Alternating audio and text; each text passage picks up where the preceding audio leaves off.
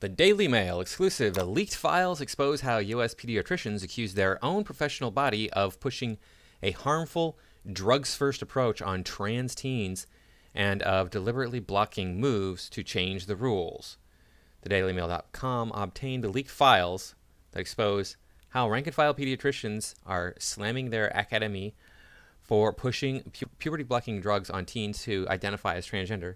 The American Academy of Pediatrics causes great harm with drug cocktails to youngsters, member says. Okay. Top youth medical body pushes unsafe and unsustainable policies based on scant and shoddy evidence, says another.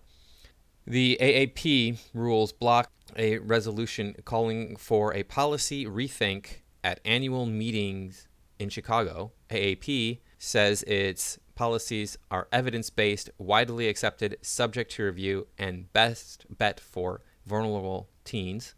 Critics say the Academy has bowed to pressure from young activist doctors. Hello and welcome back to my channel. I am the Anti-Woke Warrior. Please remember to like, comment, share, subscribe. Before we get into this article here, I mean, this is becoming old news, I think, at this point.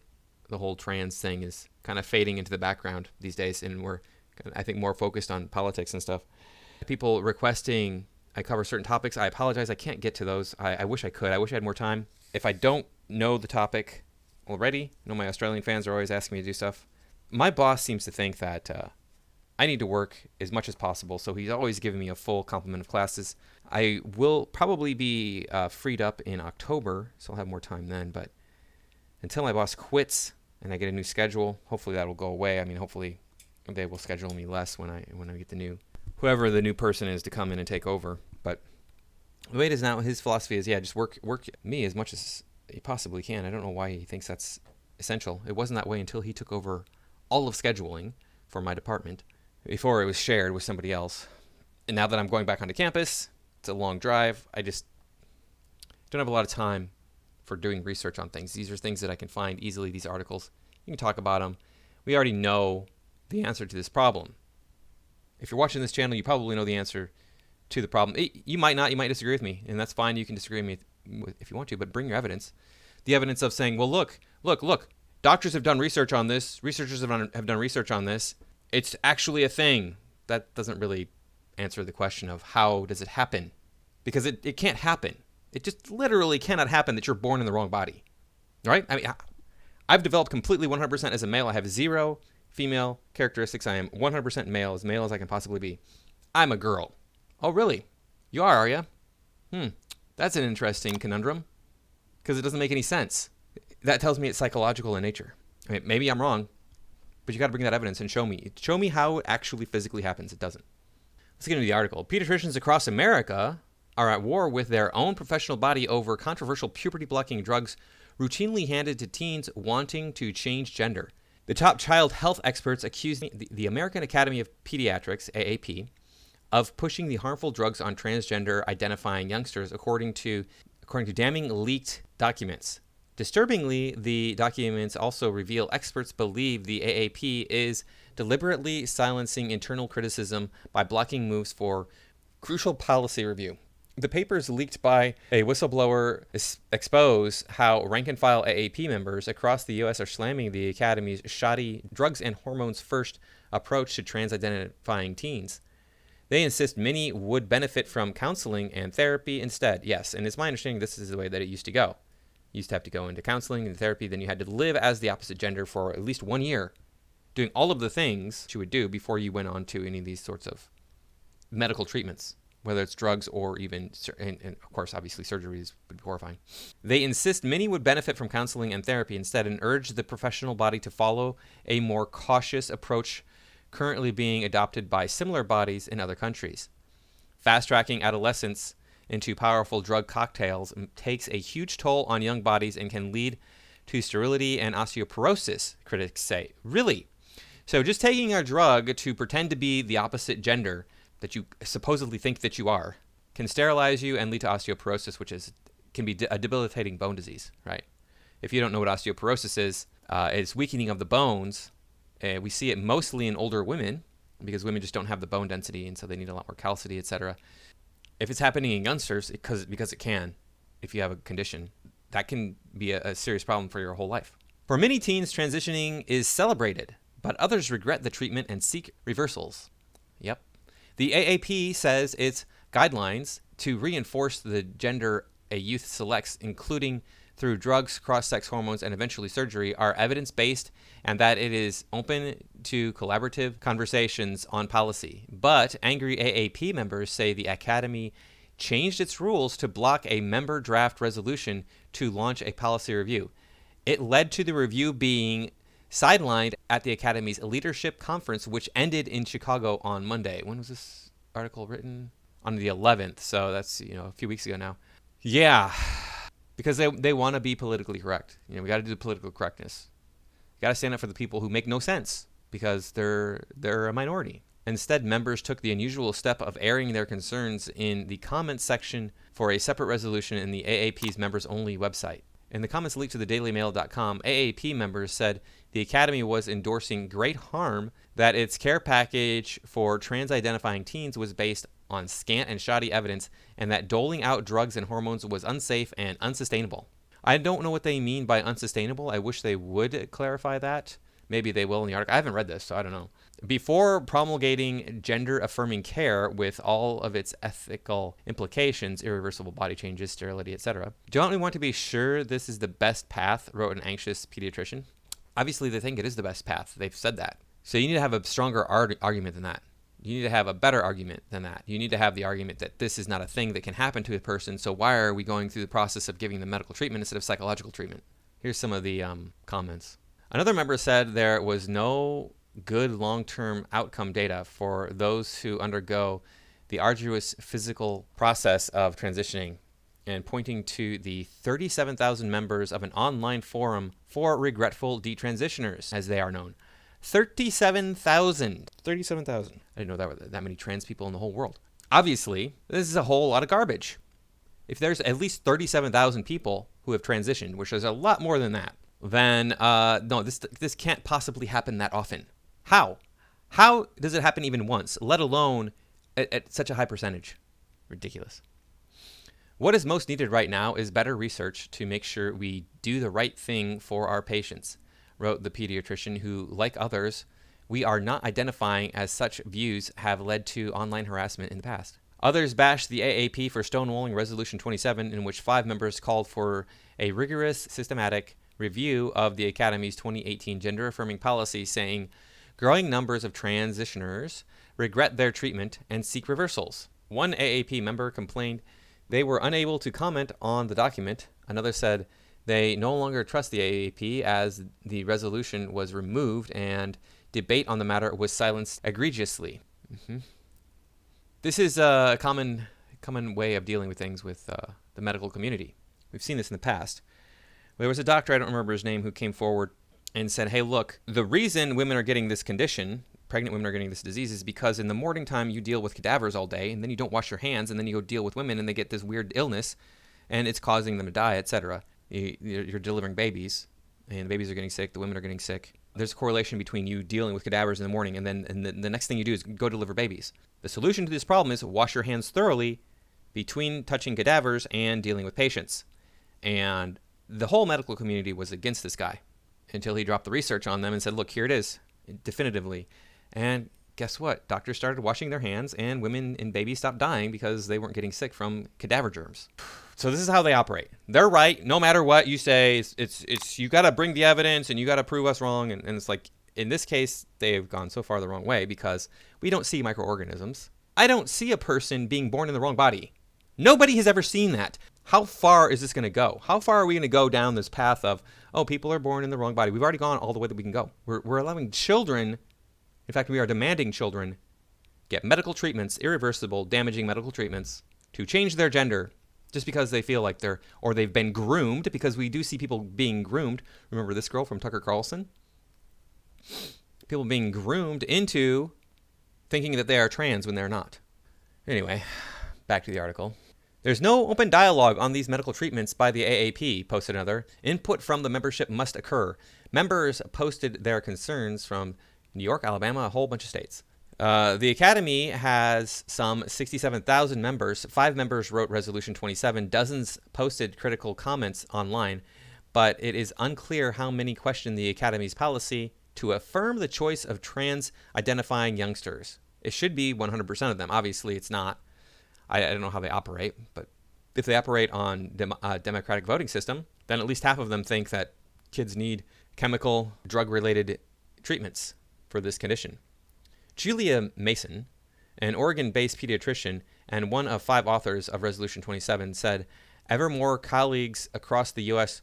wanted to slow down the mass handout of puberty blockers and spend more time evaluating trans-identifying teens. I'm really disappointed the AAP is being driven by ideology rather than evidence, Mason. Also, an advisor for the Society for Evidence-Based Gender Medicine told DailyMail.com. They're embarrassed that they've let young activist doctors get them on record in support of gender-affirming care, and now they can't backtrack. They've suppressed my efforts and come up with new rules to hide what we are trying to say from rank-and-file pediatricians. Several members said the U.S. should be guided by policy shifts in Europe, where health chiefs in several countries have backtracked after carrying out their own policy reviews. British Health Service recently decided to close the country's only gender identity clinic for children after a damning review and a slew of allegations by former staff and patients about rushing young people onto treatment. A major Swedish clinic last year stopped giving puberty blockers and hormones to children, and Finland's health chiefs decided that psychotherapy, not drug and hormones, would be the first-line treatment for gender dysphoric youngsters. Oh, this is Julie Mason. That's her. Not what I pictured she would look like. This is AAP leadership. Oh, okay.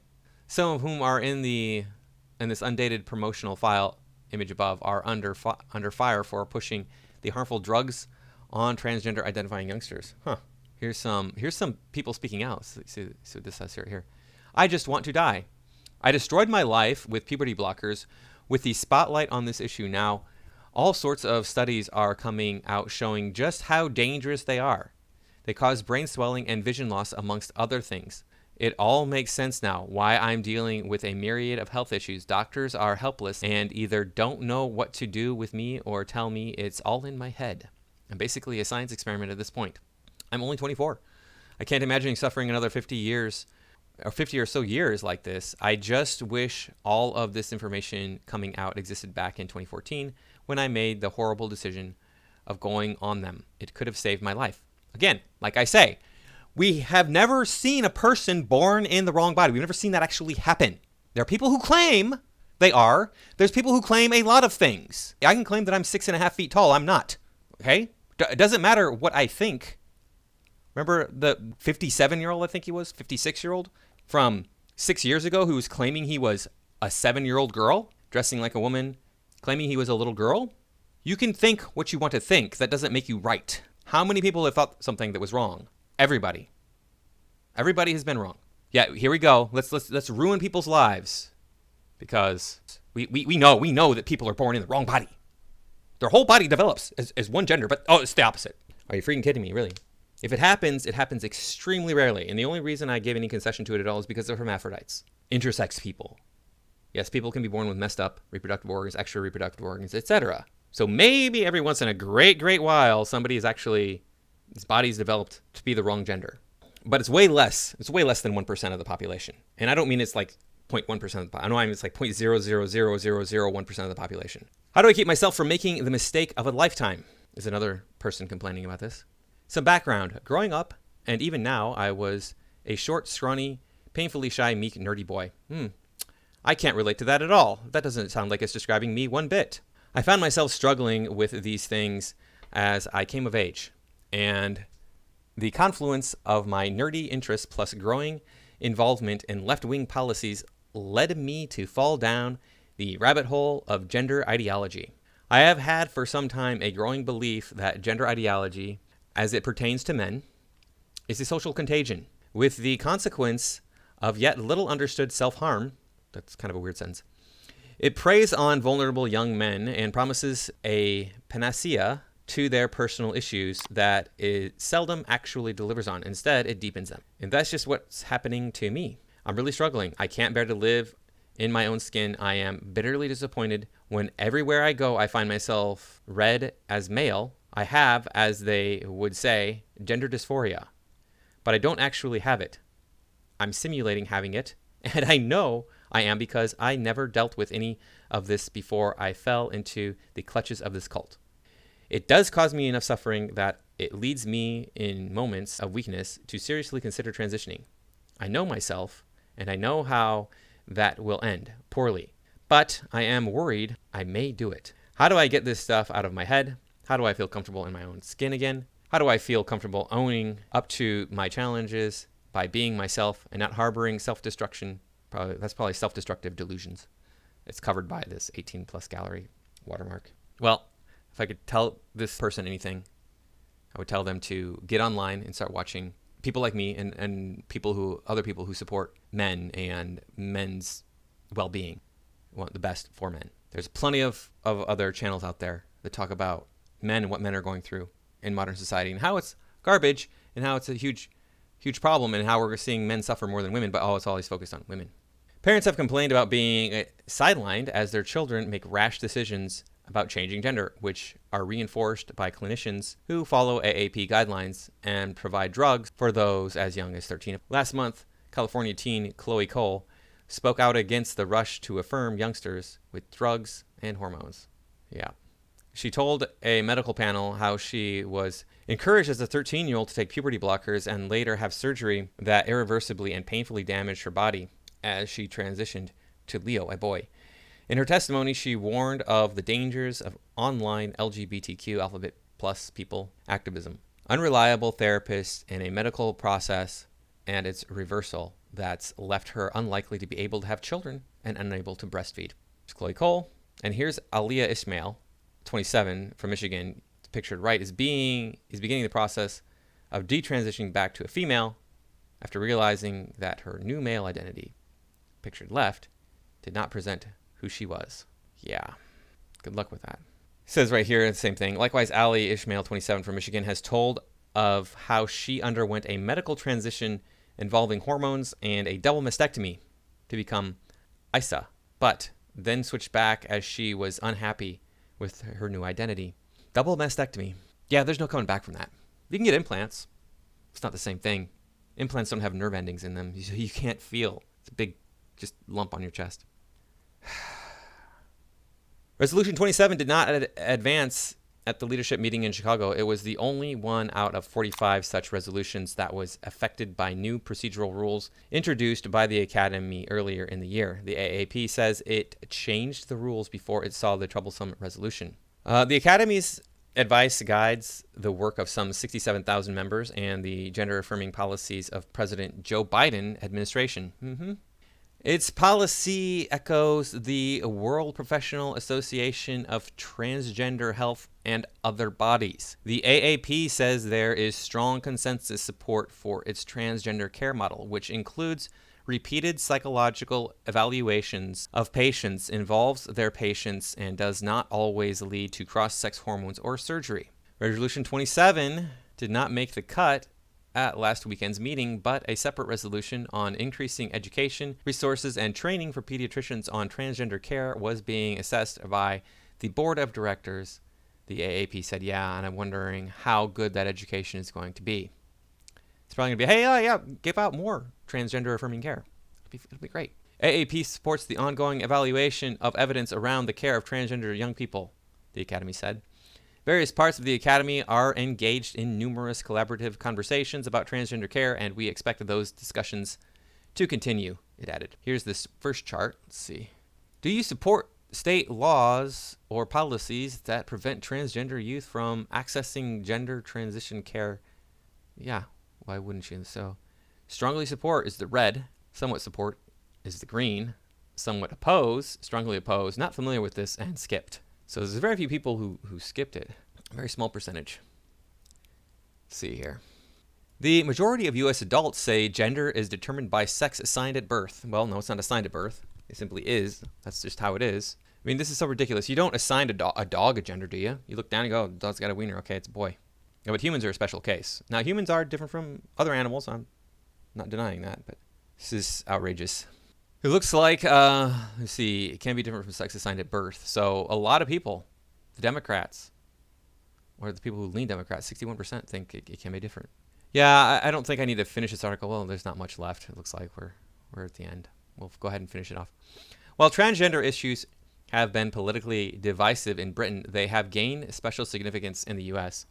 and frequently feature in ferocious culture war rows between liberals and conservatives. Republicans have passed several bills this year directed at transgender youth, including measures to stop classroom debates on gender identity, restrict participation in sports, and blocking access to drugs for transitioning.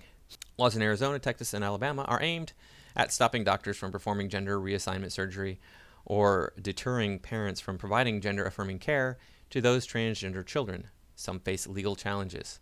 Yeah, I mean, they're kids still. I understand why you want to do it for a child, because you would want to see the child grow into their so-called correct gender as they get older. But the truth is, these medical treatments are often damaging the children, often injuring the children in some way. Polls show Americans are divided but hew to traditional gender norms. A Pew Research Center poll in May found that most Americans, 60%, said sex was determined at birth rather than by an individual's choice, while 46% favored laws against providing children with medical care to transition. An NPR Ipsos survey the following month found that 31% of respondents supported state laws preventing transgender youngsters from undergoing medical transitions, while 47% opposed them. Yeah. So, interesting point I want to bring up about this before we close is money. What are these pediatricians getting out of treating these kids with hormones, with surgery, etc.? What's money? This is a way for people to make money. Lauren Southern, if you don't know who she is, she's a reporter, very, very highly conservative reporter. She's a blonde girl from Canada. She did a documentary on immigration into Europe from the Middle East and Africa. And she thought she was going to go there and expose that, hey, this is a lot of people either wanting to come here for a better life or simply wanting to come here to disrupt Europe and tear down the Christian faith, because most of these people immigrating are Muslim. So they just want to fight the Christian faith. They want to do something to get rid of the Christians, whether it's outright violence or breeding out the Christians in Europe. And what she found in the end was it was driven by money, that they were paying thousands and thousands of dollars to be ferried across the Mediterranean, etc. And that's what kept this immigration going. And it's similar with this. People are making money today any way they can. They have no scruples about it. They just want to make money.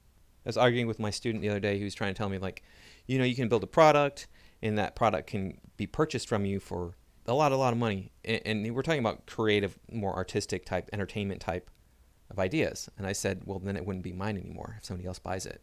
He doesn't understand that. His whole concept is, no, it's about money. It's about money. It's about money. No, it's mine. Money's important. I have this channel because I want to make money off of it. I'm not, by the way, in case you were wondering. But if I have to give up my deeply held ideas that are mine, my deeply held projects that I've worked on, that I've bled for, I've sweated for, I've struggled to get and to have as my own, I'm just going to sell that to somebody so they can take it and pervert it in their own disgusting way, probably adding a whole bunch of trans people and making people more racially diverse than they need to be, et cetera, et cetera. I'm not going to do that. But it doesn't even matter if they weren't going to do that. If they're going to keep true to my vision, I still wouldn't have total creative control over that. George Lucas learned this the hard way when he sold Star Wars to Disney. They didn't make his movies. And I don't want people taking my ideas and making them their ideas. They're still mine. A lot of people don't have this moral compass. So, I mean, I guess I can't judge. I don't know. We all got one life to live. We're all doing the best we can to get out of this thing alive. But none of us are going to do it. We're all gonna get out in the end. So anyway, that's all I got for this time. Thanks for watching, and I will see you in the next video.